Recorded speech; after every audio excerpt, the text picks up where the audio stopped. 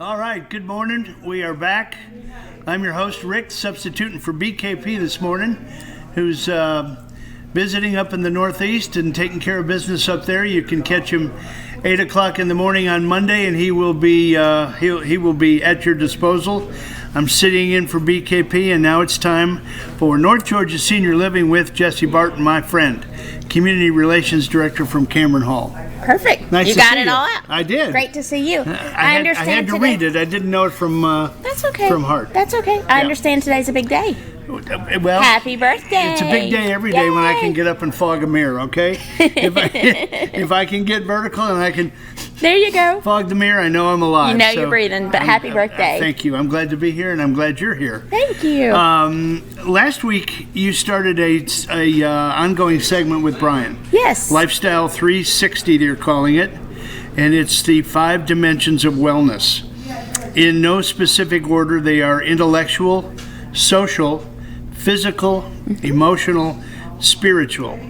Now, Yes. last week you covered intellectual with Intellectual. Brian, and this week we're going to tackle the social We're side. going to talk about social and Social. how it's so important.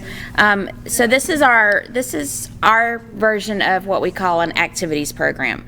Obviously, we're starting to see boomers come in to the senior living, and your generation does not just kind of go quietly, you know. If you saw the all-star panel, you Right. know that we don't go quietly. Right. So We need stimulation. We need activities. You need stuff, and you don't want just bingo. Which there's nothing wrong with bingo. I mean, we can Not get that some there's good anything wrong with competitive bingo going, but your generation, the World War II generation just kind of, they had some hard times. They adjusted to life. They kind of took things as they came. But we see the baby boomers rip-roaring. We're going to try new things. We're going to have life experiences. So this dimensions of wellness kind of is based off Maslow's hierarchy of needs. So it addresses more than just going and sitting in your chair and watching TV. So a lot of people are like, well, I want to stay home. I'm fine by myself. But if you think about it, like this morning, how many people have we already seen and interacted with? Yeah. It's so numerous. So an isolated senior might not see anybody. You might see one person if you've got a caregiver that comes by. So just some of the benefits of social wellness. And when we're talking about social wellness, we're talking about things just as simple as a conversation like this, Right. Sharing a meal, because they may not have had a meal with somebody who had some of the same life experiences and time periods that they did. Right. So it can be anything from going to the theater. We recently went to the Gilmer Playhouse and saw a play. So we're doing things like that for them, going to the wineries, learning about, we had somebody come from Trail of Tears history. Oh, wow. Yeah. So we're doing more than just sitting in a chair and watching TV and playing balloon volley. So we are... Balloon volley. Yes. I've seen that. We're finding, we were talking the other day, and so I had a first-time experience this past weekend. My little cousin, who's 16, races go-karts on a dirt track. Oh, I used to do that. Oh, my goodness, that was fun. So his uncle is the one who got him involved, and I was like, oh, okay, he's driving a race car for his uncle, right? No, his uncle has a souped-up go-kart. Uh-huh. Alex has the basic little go-kart. No, his uncle has the souped-up go-kart. And He's in the open division, folks. He is in that speed division. 71. Just had open heart surgery in January. So he's limited on, like, picking the go-kart up and that kind of thing. But that didn't stop him from racing. That's so exhilarating. This is... Exactly. So we're seeing seniors go whitewater rafting. So we've got to come up with new activities. So you basically adapted to the boomer generation, who you found is, all over it, and Oh, yeah. they want to continue life as it was. yes. But they want to do it in an environment with like-minded people. Exactly, because this, I've just got some facts for you. Sure. Socially isolated people are more susceptible to illness and have a death rate 2 to 3 times higher than those who are not socially isolated. Laughter truly is good medicine, as we all know from, being here this morning. Cholesterol levels go up when human companionship is lacking. warm, close friendships cause higher levels of immunoglobulin A. Dr. Whaley could probably talk to about he'll do a segment on that for us. And this is an antibody that helps keep away respiratory infections, cavities, those kind of things. Less stress if you have a social network. And then I really saw a sad statistic, not to bring us down any, but suicide rates across the country are on the rise, unfortunately. One of the generations that it is affecting more than we realize is 65 and older. Wow. So what happens? Why do you think that is, or what does it point to?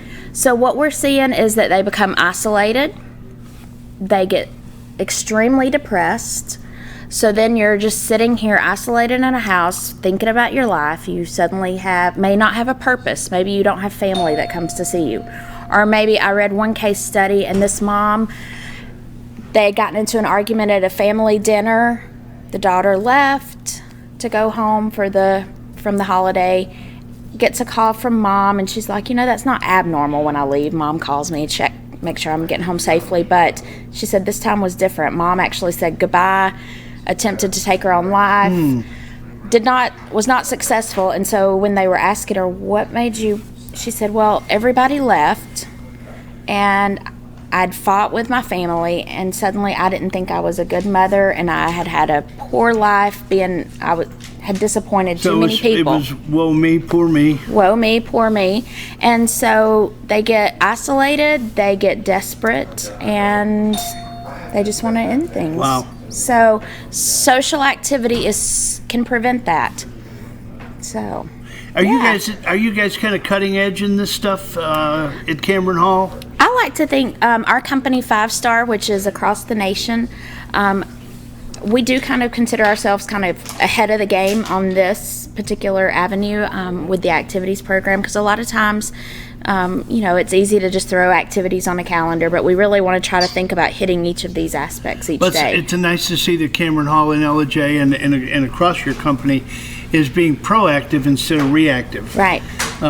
You're planning 5 years down the road, sure, knowing who's coming into your facilities and how best you can serve that community. We may have to take them all go-kart racing. I'm in if it's go-kart racing. Exactly. So what else you got on the calendar? So I want to invite everybody. We're going to do a little something kind of to treat our community and say thank you for supporting Cameron Hall on Tuesday, August 6th from 7 a.m. to 9 a.m. at the Dunkin' Donuts down in Gilmer County. It's right on the East Ellijay line, so I don't know what city to say it's in. So down in Gilmer, we're going to host coffee and conversations. Come by, have a free cup of coffee on Cameron Hall, and I'll be there to answer any questions. So if you want an environment that's not so, you're walking into Cameron Hall, you're kind of in my territory.